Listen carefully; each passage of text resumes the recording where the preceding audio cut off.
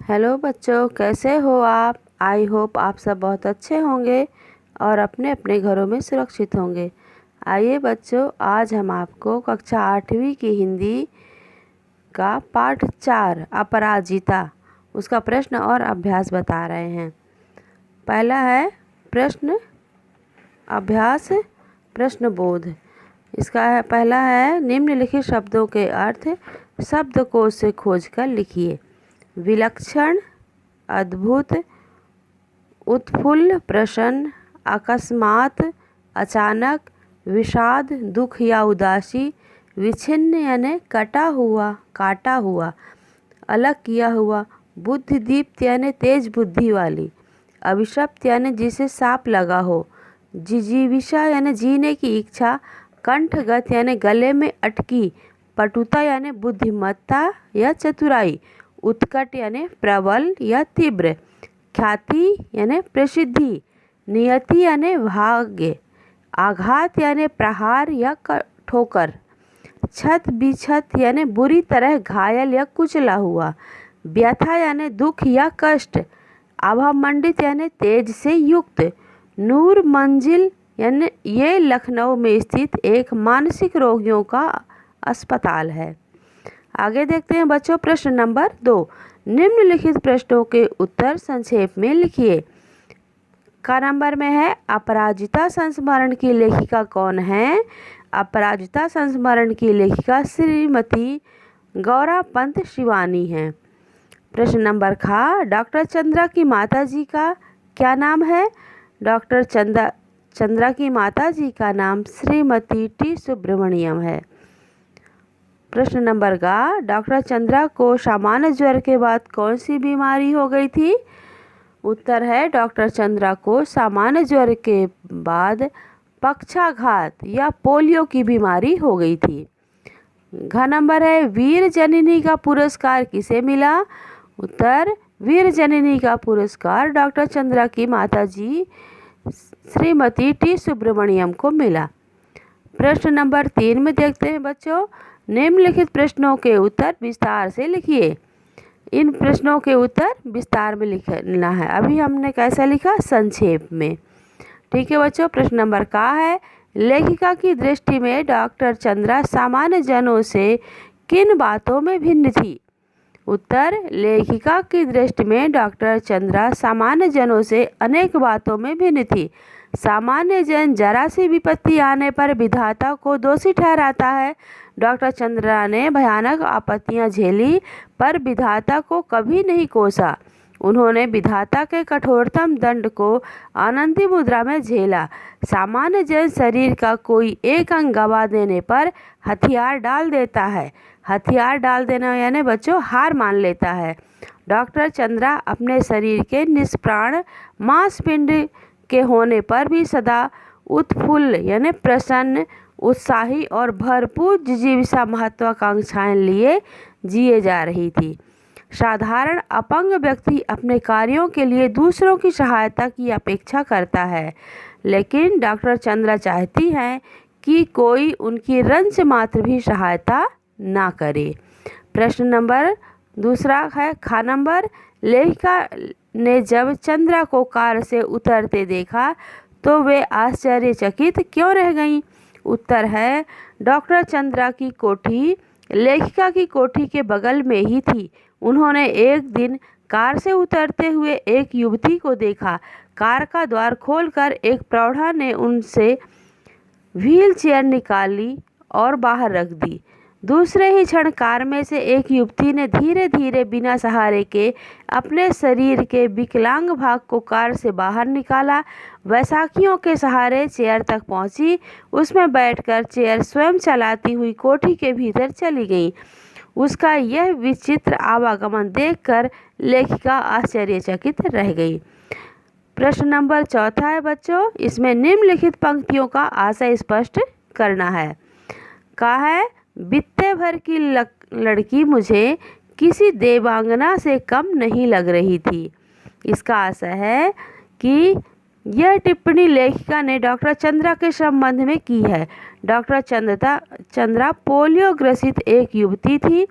Polio के कारण युवावस्था में पहुंचकर भी उनका रूप बहुत छोटी लड़की के समान लगता था, लेकिन उनके मन का उत्साह, उनकी जिजीविषा, उनकी महत्वाकांक्षाएं गजब की थी।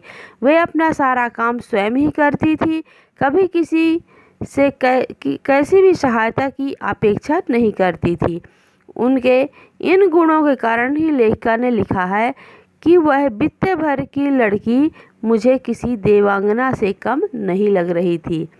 खा नंबर में देखिए बच्चों, मैडम मैं चाहती हूँ कि मुझे सामान्य सा भी सहारा न दे। इसका आशय है, यह कथन डॉक्टर चंद्रा का है, जो अपने शरीर के निचले अंग पूरी तरह से खो बैठी हैं। वे बैसाखियों और व्हील चेयर का सहारा लेकर आती जाती थी, लेकिन उनके मन में असीमित उत्साह था। वे अपना सारा काम स्वयं करती थी। उन्होंने अपनी आंतरिक इच्छा लेखिका पर प्रकट करते हुए कहा था, मैं चाहती हूँ कि कोई मेरी कुछ भी सहायता न करे। जहाँ तक अन्य अपंगों का प्रश्न है, वे हर काम में दूसरों की सहायता चाहते हैं, लेकिन डॉक्टर चंद्रा चाहती हैं कि कोई उनकी सहायता न करे। उनका यह कथन उनके आत्मविश्वास, उनके उत्साह, उनकी कर्मठता को प्रकट करता है। वे वास्तव में स्वाभिमानी युवती थी।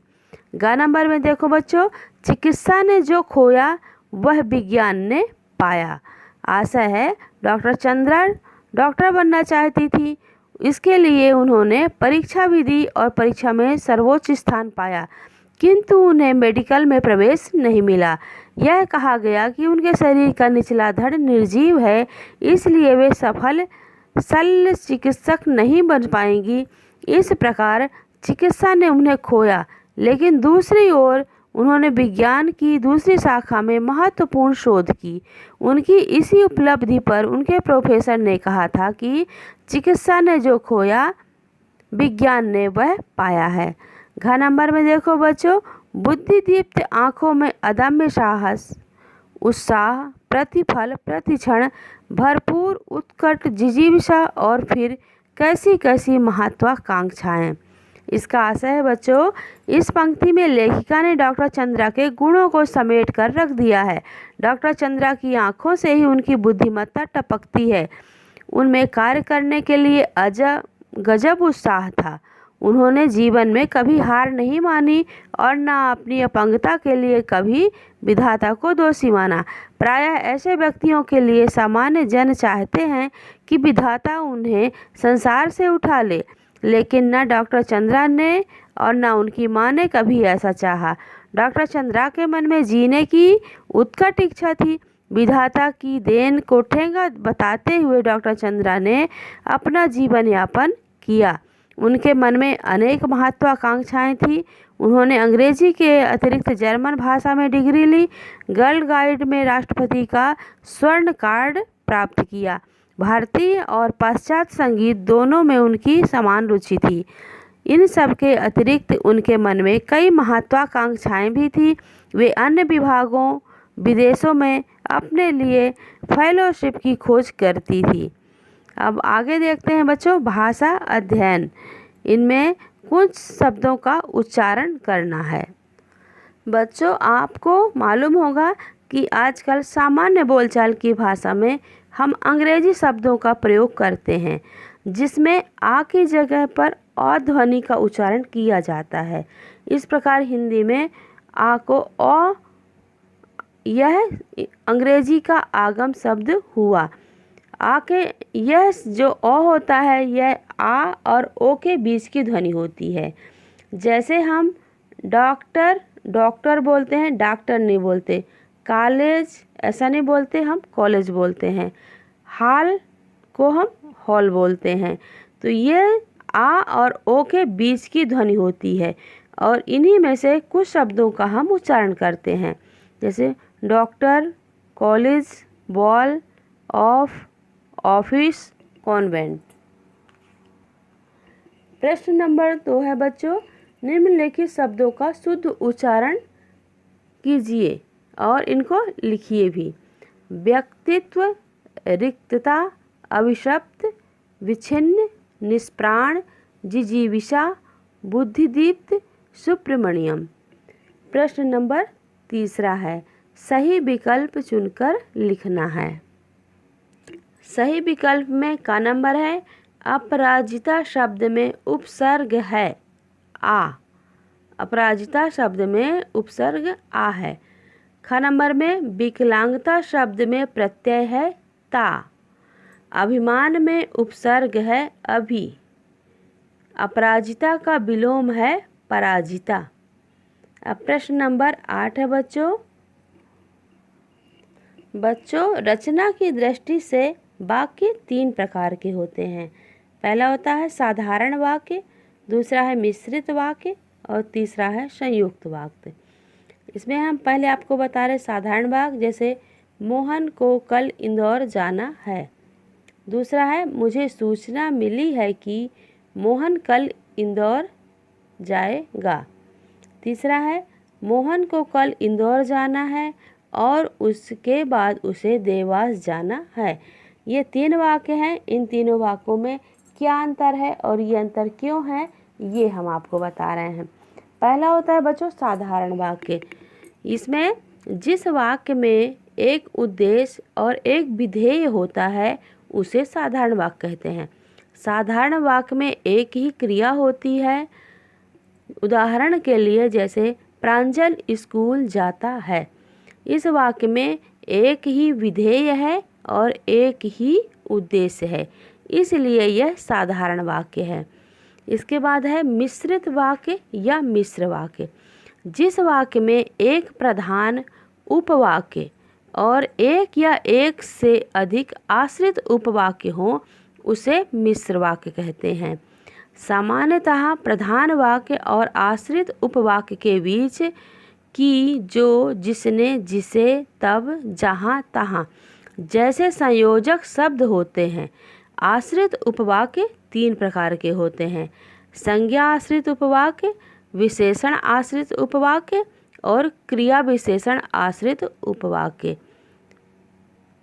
समझे बच्चों, मिश्रित वाक्य में एक प्रधान उपवाक्य होता है और इसके अलावा एक या एक से अधिक उसके आश्रित उपवाक्य होते हैं और जिनका संयोजक जो है वो, कि, जो, जिसने, जिसे ऐसे सर्वनाम शब्दों से होता है।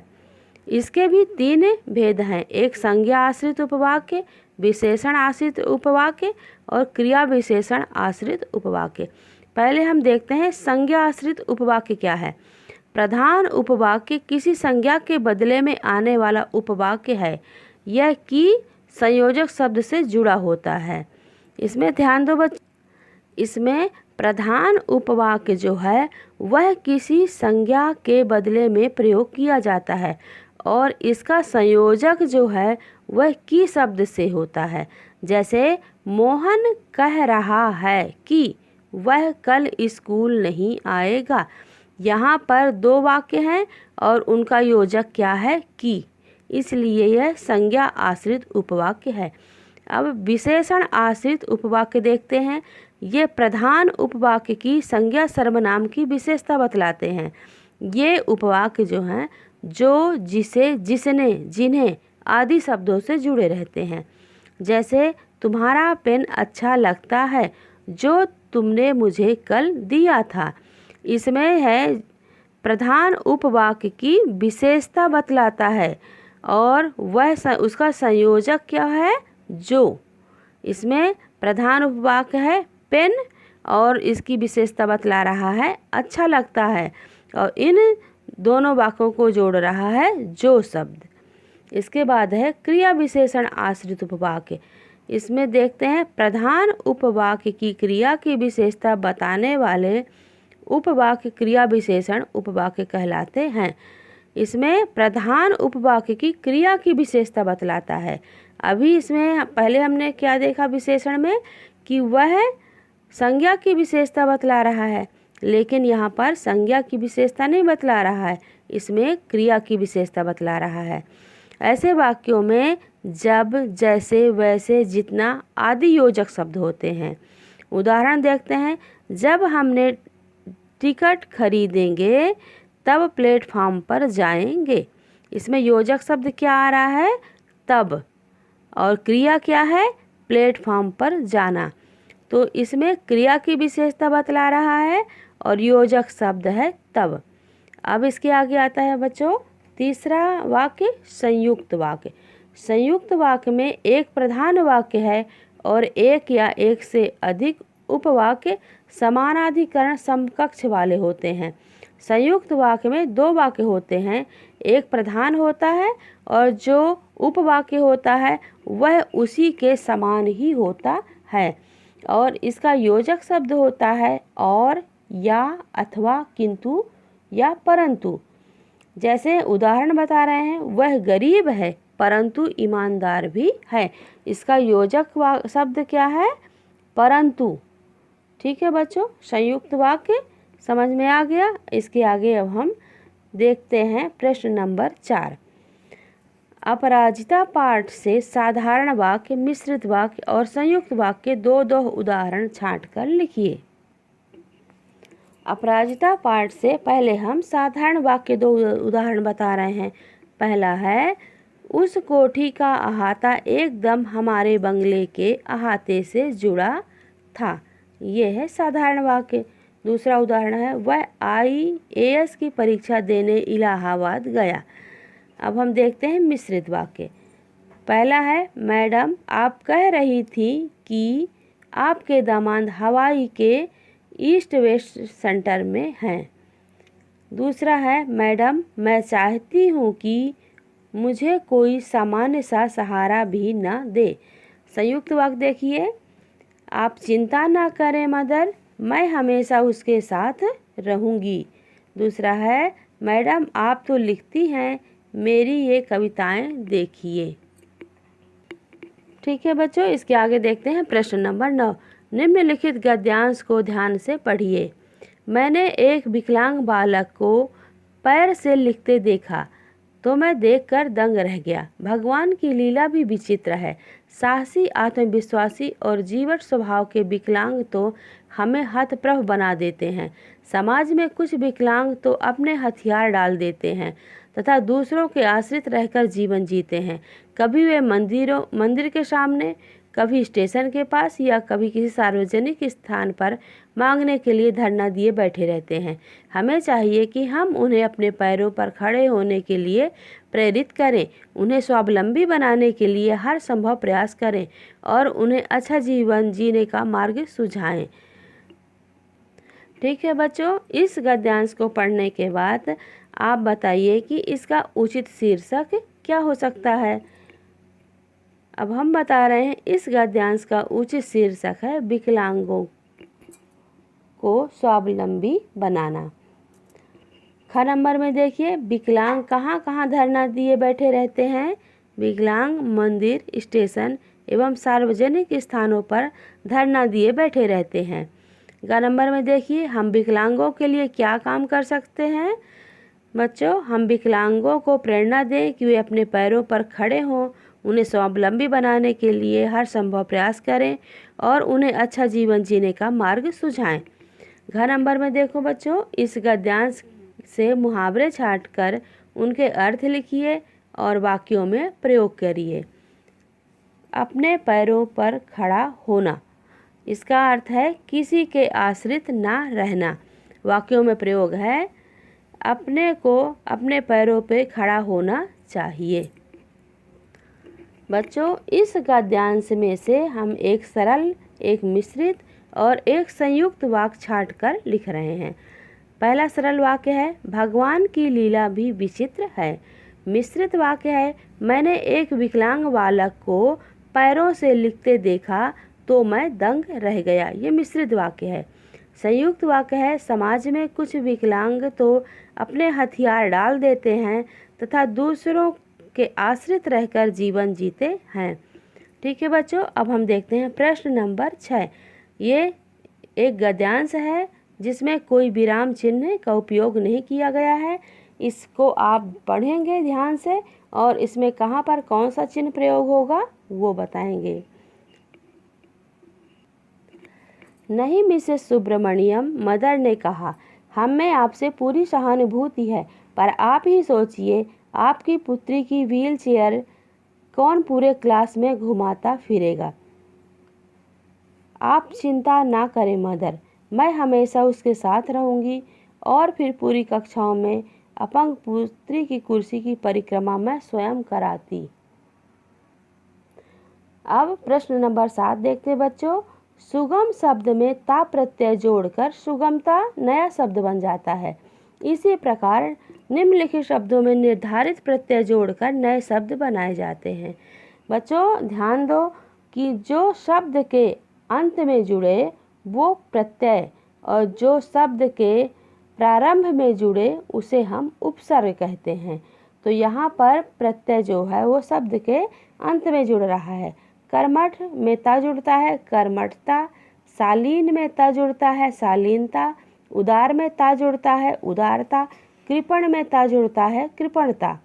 अब वाला है, वाला शब्द हम इन सभी शब्दों में जोड़ते हैं। चाय वाला, मिठाई वाला, फल वाला, गाड़ी वाला। अब प्रश्न नंबर 8 देखते बच्चों। प्रतिफल शब्द में प्रति उपसर्ग जुड़ा है। इसी प्रकार प्रति और परा अभी उपसर्ग जोड़कर नए शब्द बनाकर लिखिए। प्रति क्षण, प्रतिदान, प्रतिरूप, प्रतिवादी। अब परा शब्द जोड़ते हैं, परा उपसर्ग, पराजय, पराक्रम, पराभव, पराभूत, परावर्तन। अब अभी उपसर्ग जोड़ते हैं, अभिमुख, अभिशाप, अभिनव।